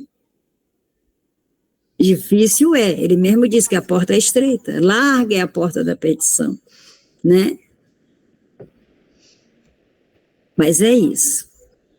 Agora, a moral do Cristo, numa fé cega, ela é perigosa. Quando eu tenho tinha um aluno bem jovenzinho, que a família botou num colégio interno mesmo, para ele que ele ia ser pastor. E uma vez eu perguntei para ele ficava meio período nesse lugar, à tarde ele ia para a escola, à noite ele ia para casa, e no final de semana ele ia para esse lugar. Ficava estudando para ser pastor. E quando a gente conversava, que eu discutia algumas coisas com ele, que ele me falava, eu dizia, mas será que é isso mesmo? Professora, não pode questionar. É seguir e pronto. É só seguir. Então, aí essa moral fica perigosa, né? Porque os nossos representantes, aqueles representantes de Deus, né? Que somos todos nós, mas como a gente institucionalizou Cristo, né? Porque o que nós espíritas fazemos? Buscamos o Cristo primitivo, né? Antes da institucionalização, né? Então, esses representantes são humanos, podem cometer erros. Será que não andaram colocando muita palavrinha na boca de Cristo, não? Porque eu fico pensando que a fé que a gente vê hoje em dia, que as pessoas professam, deixam tanta gente de fora, e eu fico pensando se essa moral de Cristo, ela acolhe a todos, ou se será que tem alguns que ficam de fora? Entendi. Desculpa, Não, entendi perfeitamente. Não, entendi perfeitamente. Desrespeitoso, eu não quero desrespeitar, mas eu... Sim, mas é assim, quando uma crença que se diz cristã exclui, essa própria crença está enganando a si mesma. Porque o Cristo não exclui. Né? Ele expulsa os vendilhões do templo, aqueles que vendem as coisas do Cristo, porque o Cristo diz, olha, dai de graça que de graça recebeste. E as pessoas insistem em vender. Quer dizer, E ele diz, dai a César o que é de César e a Deus o que é de Deus. E ele resume os 10 mandamentos. Amar a Deus sobre todas as coisas e ao próximo como a ti mesmo. Ou seja, primeiro ele fala para você se amar, porque ele diz, ama o próximo como tu ama a ti mesmo. Quer dizer, ele presume que tu já se ama. Né? Então, tudo que eu fizer que faz mal para mim, eu estou violando essa moral. É uma comida que eu comer que me faz mal. Eu sei que faz mal, mas eu como. Eu tô errando, eu tô burlando aí a moral. Que ele manda eu me amar, isso não é amor, isso é desamor. E tudo que eu trago umas coisas bem grosseiras, né? Assim, se eu não posso comer porque me faz mal, se eu não posso fumar, se eu não posso beber. A minha filha era asmática, ela dizia, mas nem para fumar eu dou. Você não tinha vício nenhum, nem para fumar eu sirvo. Então, é assim, a gente precisa amar realmente a Deus sobre todas as coisas, e ao próximo como a si mesmo. Só que a gente não pode entender que esse amor ao próximo como a si mesmo é renúncia de nós. Porque aí é falta de amor conosco, falta de caridade conosco. Então, a gente tem que é a temperança lá, o caminho do meio que a Regina trouxe, né? Nem tanto ao mar, nem tanto ao peixe. Minha mãe dizia, nem pedra, nem meia pedra, nem meio tijolo. É meia pedra e meio tijolo. Não traz o tijolo inteiro, nem traz a pedra inteira. Isso é a temperança, é o caminho do meio, né? Gente, é difícil viver, gente, é muito difícil. Por isso que é só uma viagem, por isso que a gente tem que voltar para aprender mais e voltar, porque é muito difícil viver. É muito difícil, seja qual for a circunstância, pobre, rico, bem dotado, mal dotado, tem jeito.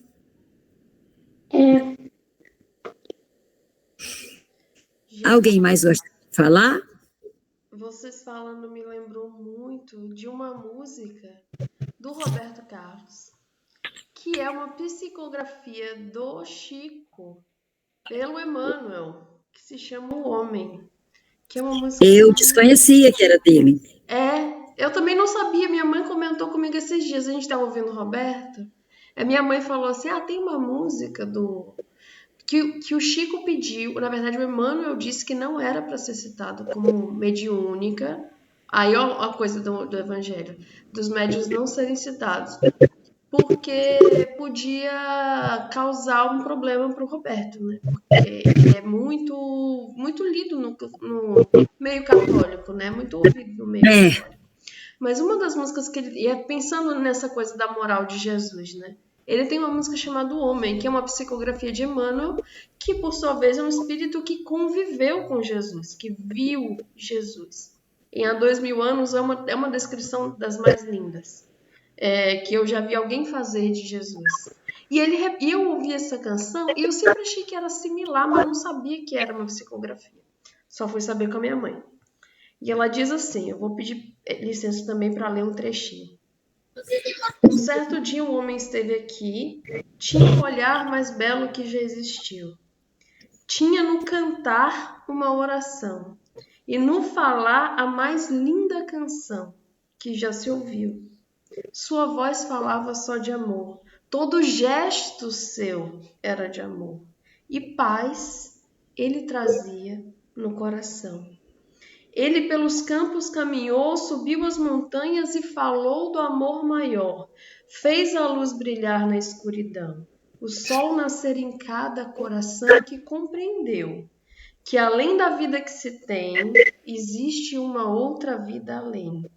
E assim, o renascer, morrer não é o fim. Tudo o que aqui ele deixou não passou e vai sempre existir. Flores nos lugares que pisou e o caminho certo para seguir. Eu sei que um dia ele vai voltar e nos mesmos campos procurar o que plantou e colher o que de bom nasceu, chorar pela semente que morreu sem florescer. Mas ainda há tempo de plantar. fazer dentro de si a flor do bem crescer, para lhe entregar quando ele aqui chegar. Tudo que aqui ele deixou não passou e vai sempre existir. Flores nos lugares que pisou e o caminho certo para seguir. Chama a atenção que Jesus, desde a mensagem de Agostinho, a gente está falando de falar e fazer. E aqui, mais uma vez, a gente tem: sua voz falava só de amor. Todo gesto seu era de amor. A moral cristã é essa moral do amor, que não exclui nem a nós que estamos aqui, nem a ninguém que veio antes, nem ao que virá. E nem aquela semente que não vingou ainda, porque ainda é tempo. Ainda há tempo, e sempre vai haver tempo. É muito bonita essa visão, principalmente depois que... Porque eu já sentia, mas depois que eu vi a presença de Emmanuel, ela faz mais sentido ainda. Sabe, alguém que olhou nos olhos do Cristo, assim, e transmitiu essa experiência pra gente. Para mim é muito essa moral cristã mesmo. E Emmanuel em si não compreendia na época, em totalidade. Mas ele achava que era uma beleza que era de outro mundo. Então, a moral do Cristo é o amor, né? E amor não é renúncia, hein? Não, Papai do Céu não quer que a gente renuncie a nós mesmos, né? Ele quer a gente feliz. Agora, a minha felicidade não pode ser alicerçada na dor do outro. Que aí é falta de amor, caridade, né? Eu vou entender essa mensagem com a música do Roberto Carlos, como aquele momento nosso de cada um diz uma mensagem para a gente encerrar, pode ser? Deixa eu começar pelo César. César, você quer fazer uma prece, ler um pensamento, uma mensagem, para a gente encerrar a nossa reuniãozinha de hoje?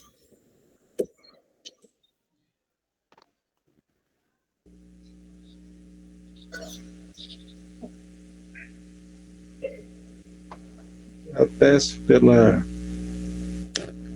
cura dos doentes mentais, que eles consigam encontrar apoio e se restabelecer. Amém. Luciana? Eu peço pela paz de espírito dos que se foram recentemente e a aceitação dos que aqui ficaram e ainda sofrem por isso. Amém. Bruno?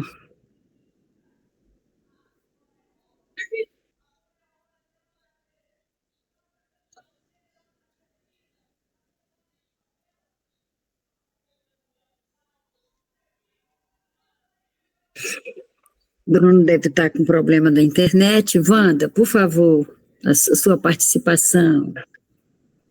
Olha, Vilane, diante de tudo que ontem eu vi no jornal, que o amor se fortifique no mundo inteiro, porque é muito triste.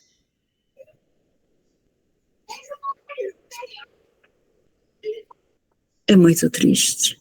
Eu compreendo você. Guerras explodindo por nada. Usando Cristo. Muitas vezes como escudo.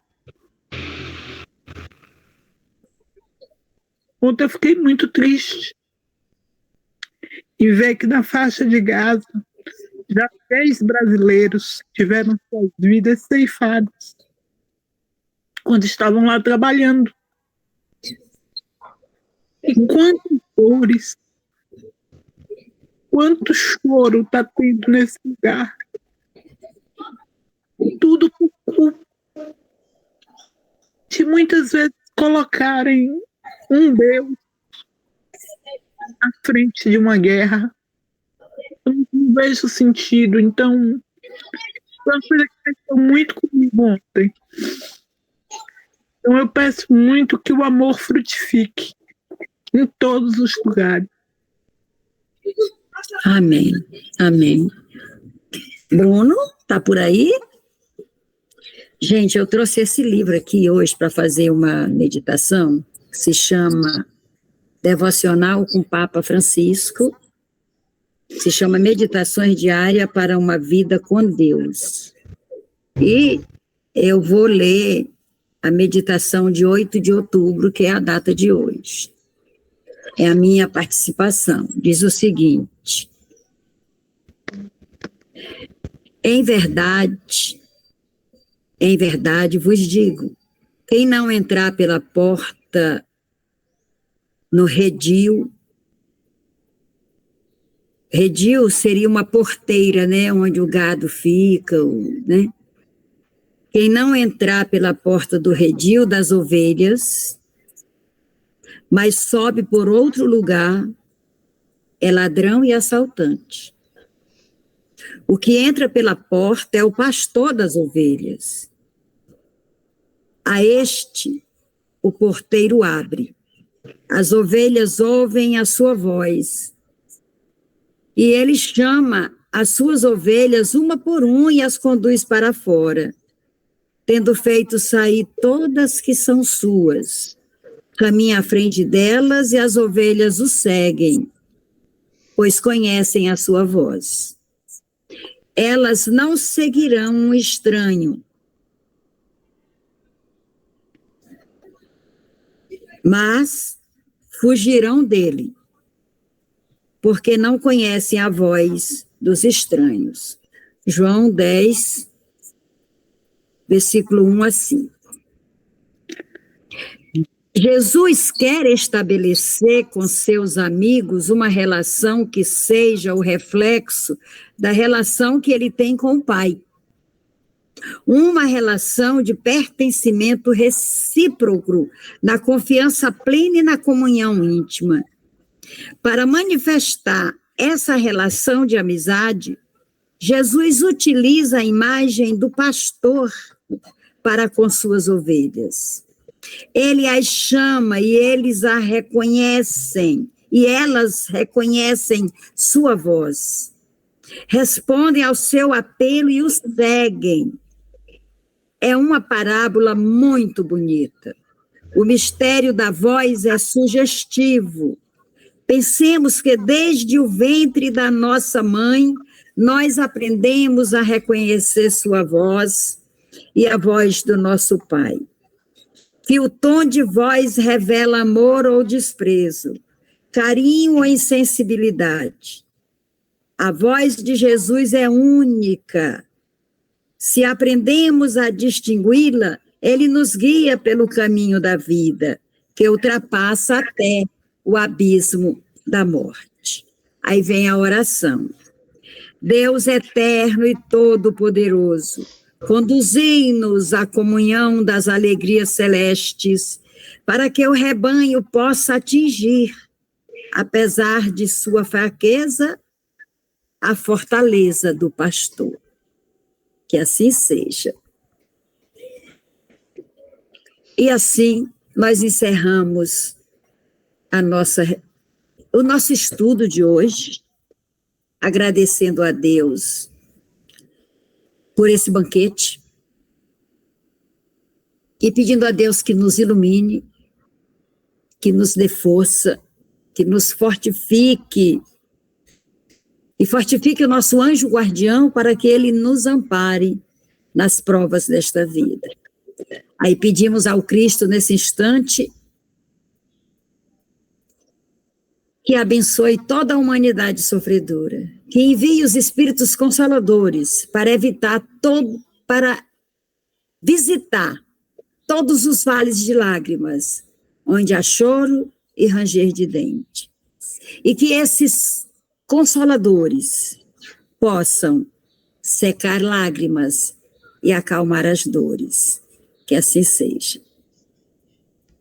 Amém. Uma boa semana para nós.